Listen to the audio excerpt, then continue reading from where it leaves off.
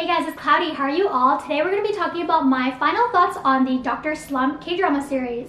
Dr. Slump recently finished with 16 episodes, and the story follows two doctors who take time off of work due to career complications, and they have to navigate their own mental health struggles as they figure out what to do with their lives moving forward. They each have their own issues. One doctor is burnt out from her job after being backstabbed by people, and another doctor was framed for malpractice during a surgery, which is why he ends up selling all of his assets and has to go to court.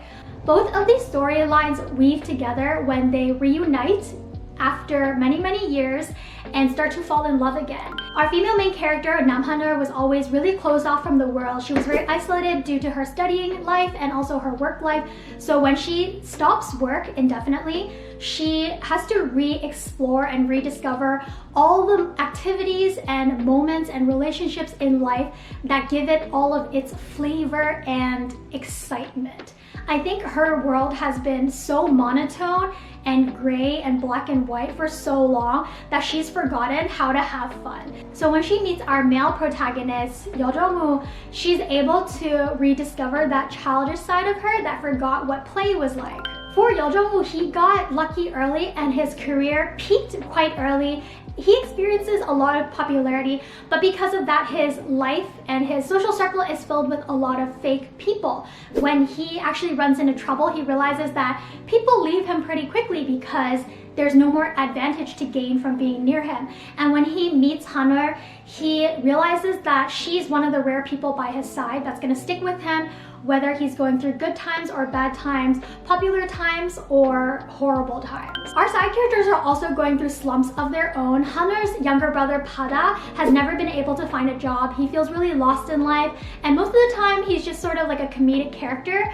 He's not really given that much character time to develop his personality and his side story, but we do get to see him grow up and mature a little bit when he starts to care more about what his sister is going through.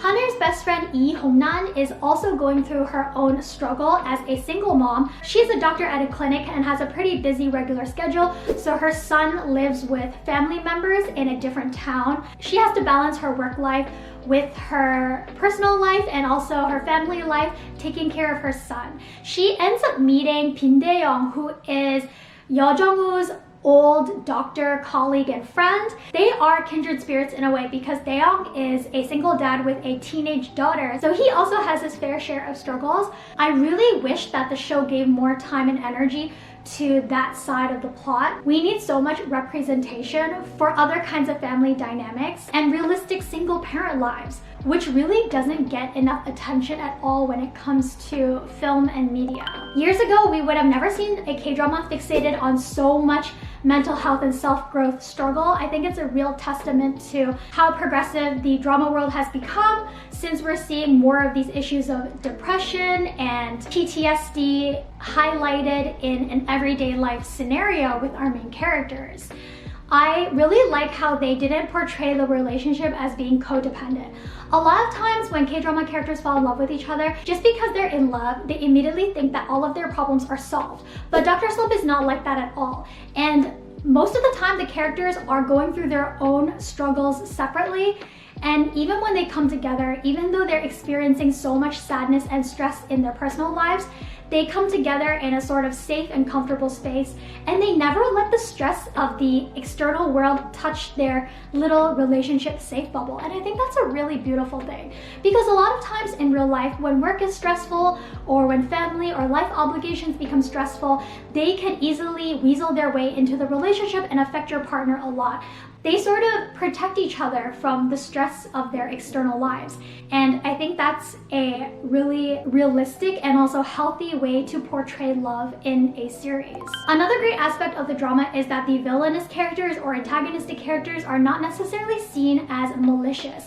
Even though we see pretty shady characters related to Jung-woo's malpractice criminal case, the drama devotes a little bit of time to showing us the backstory of the characters who sought to harm Jung-woo. So we're able to understand that not all of it was selfish. They're not just being evil to be evil. They have certain complications with their personal backstories and in their personalities as well, which led them to this crooked action and crooked path.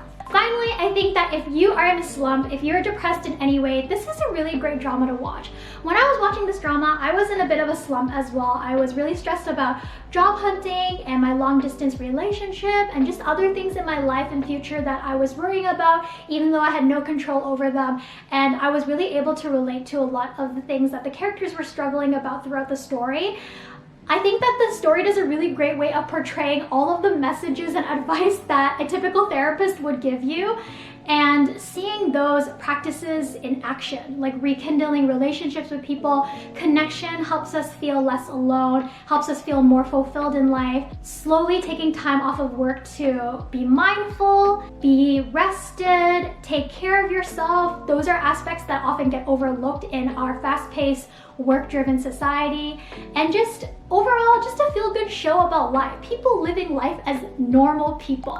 I have heard that people criticize the show because not much actually happens. It's definitely a show that requires a little bit more patience. You're not going to be flying through every single episode. It slows down a little bit after the second half because the characters get together pretty quickly, but there are a lot of feel-good moments that deserve attention as well. So anyways, what did you guys think of Dr. Slump? I will be recommending it to a lot of people. I think the main characters are the driving force of the show, and they were so charismatic to watch from the beginning to the end. Don't forget to subscribe for more K-drama content coming every week. Thank you for making it to the end of the video, and I'll talk to you in my next one very soon.